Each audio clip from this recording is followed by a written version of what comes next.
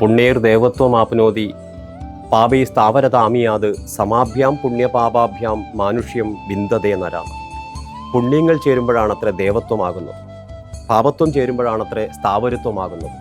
നമ്മുടെ ഈ വാരത്തിലെ പ്രദക്ഷിണം എത്തിച്ചേർന്നത് പൊക്കിയാരത്ത് ശ്രീ ഭഗവതി ക്ഷേത്രത്തിലാണ്.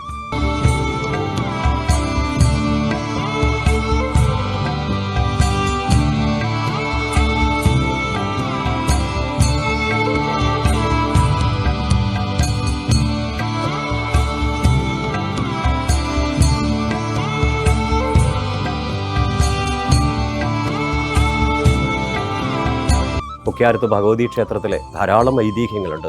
ദാരികവധം കഴിഞ്ഞിരിക്കുന്ന ദേവി, വിളിച്ചാൽ വെളിപ്പുറത്ത് കേൾക്കുന്ന ദേവിയായ പൊക്കിയാരത്ത് ഭഗവതി അമ്മയിലേക്ക് ഇല്ലത്തെ അമ്മ വിലയം പ്രാപിച്ച അപൂർവം ക്ഷേത്രങ്ങളിൽ ഒരു ക്ഷേത്രം. കൂടാതെ തിരുവക്കാടി നിവേദ്യത്തിന് അതിപ്രാധാന്യമുള്ള ക്ഷേത്രം, നിറമാല കഴിച്ച് കാര്യസാധ്യം നേടുന്ന അപൂർവം ക്ഷേത്രങ്ങളിൽ ഒരു ക്ഷേത്രം.